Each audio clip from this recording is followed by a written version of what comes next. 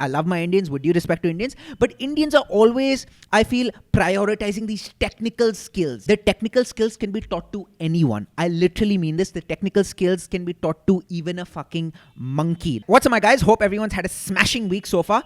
You know, one of the most common questions that I receive in my YouTube comments and in my email as well is, what technical skills do you need to break into investment banking? And that's also one of the reasons why I've created not one but two videos talking about technical skills that you need. So if you haven't checked those out, definitely check them out. But recently I was thinking that I hope that I haven't quite been giving the impression that technical skills is what will get you the job in investment banking. That technical skills is what separates a good investment banker from a bad investment banker. That is definitely not the case. That is blatantly incorrect, blatantly false.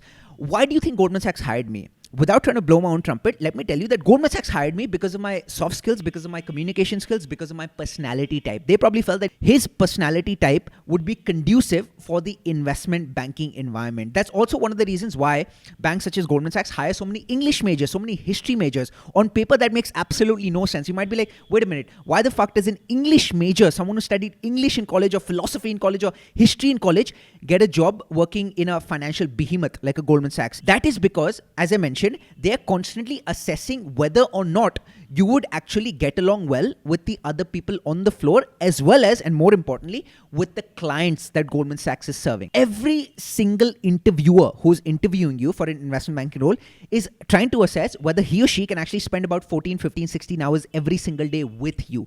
That's the question that they're asking, which is why they probably give a lot more weight to the soft skills, to your personality, as opposed to the technical skills. Look, the technical skills can be taught to anyone. I literally mean this. The technical skills can be taught to even a fucking monkey. That's also one of the reasons why investment banking is known as monkey business. There's a book as well called Monkey Business: Swinging Through the Wall Street Jungle. So even a history major or an English major coming into an investment banking role who doesn't have too much knowledge, too much prior knowledge about finance, about investment banking, can actually learn the technical skills on the job very easily. The soft skills, on the other hand, are not easy to replicate. They're not easily replicable. They're actually pretty hard to teach. I've probably said this a million times in the past, but let me tell it again, only because I don't think I can emphasize this enough.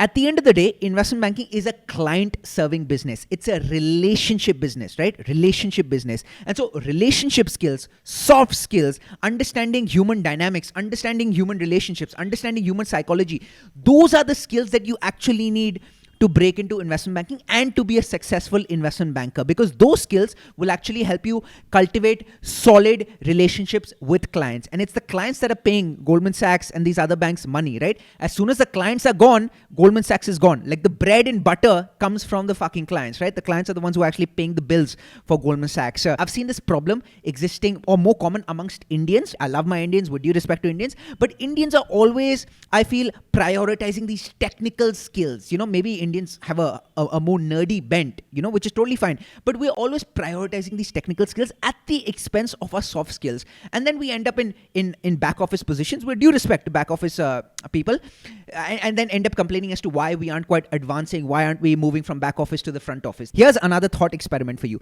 Why do you think a client will end up picking a Goldman Sachs over any other competitor? A Goldman Sachs over, say, a JP Morgan or a Morgan Stanley or a Barclays or any other competitor? The client does not pick Goldman Sachs because the client feels that, oh, Goldman Sachs has more technical geniuses or more technical whiz kids compared to a JP Morgan or a Morgan Stanley or a Barclays. The client will end up picking Goldman Sachs because the client has a better relationship with the senior bankers at Goldman, with the partners at Goldman, with the MDs at Goldman, with the fucking deal makers at Goldman. That's why the client picks Goldman Sachs.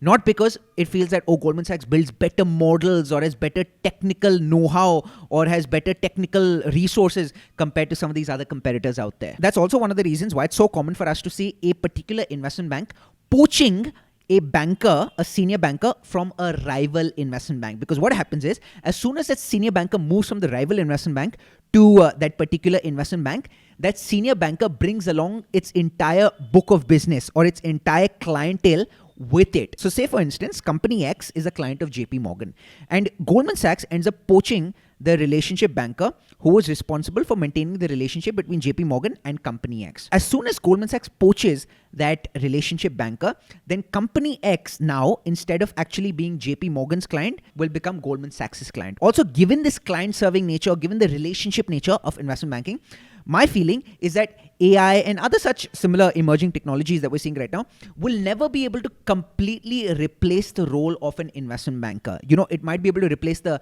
more mechanical aspects of the job of being an investment banker, but it'll never make investment bankers redundant, only because a big part, probably the biggest part of investment banking entails cultivating human relationships. And so machines or AI or algorithms will never be able to replace humans in that regard. So here are 5 resources that I want to point you to that will definitely help you hone your soft skills in a substantial manner. So number 1 is this video of mine in which I talk about life on the Goldman Sachs trading floor. I actually talk about my personal story and how I went from someone who was relatively shy and underconfident coming out of college to someone who actually was able to develop balls while working on the Goldman Sachs trading floor in the New York City headquarters. So check that out. Then there's this video of mine, 5 ways in which you can actually improve your English speaking skills or your communication skills or your conversation skills. Note that the video doesn't talk about 5 ways in which you can learn English. If you're watching this video, I'm guessing you already know English, but there's no limit to how much you can improve your English. And the better your English is, or the more confident you actually feel about your English, the more you can actually express yourself freely and with a lot more confidence. Speaking of confidence,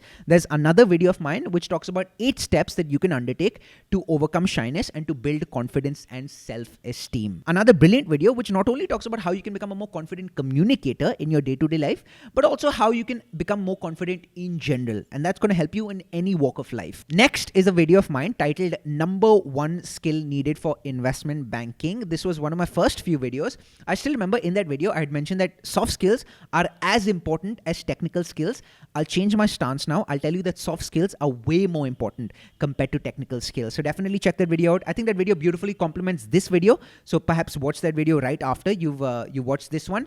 In that video, again, I talk about the importance of soft skills. But in addition to that, I also talk about other ways in which you can actually go about honing your soft skills. In my opinion, all 4 of the videos that I've actually talked about are very underrated videos on my channel, but who am I to come up with that conclusion? You can judge for yourself. And last but certainly not the least is my ebook, The Art of Breaking into Investment Banking. Let me clarify, it is not a technical guide. There are enough technical guides out there, but there aren't enough guides out there that actually talk to you about tips and tricks that you can use to make your resume stand out. How can you actually take advantage of human psychology or utilize certain best practices to stand out in settings such as info sessions, coffee chats, networking events, informational interviews, formal interviews. It also helps you answer certain very common behavioral questions that you encounter, which are very important, such as tell me about yourself, or why investment banking, why Goldman Sachs, or why such and such investment bank, what do you think an investment banker does? So my ebook incorporates all of that. I'm really hoping that this video either solidified the importance of soft skills in your mind or it served as an eye-opener for you. As I say, never too late to wake up and smell the coffee. Thank you so much for giving me company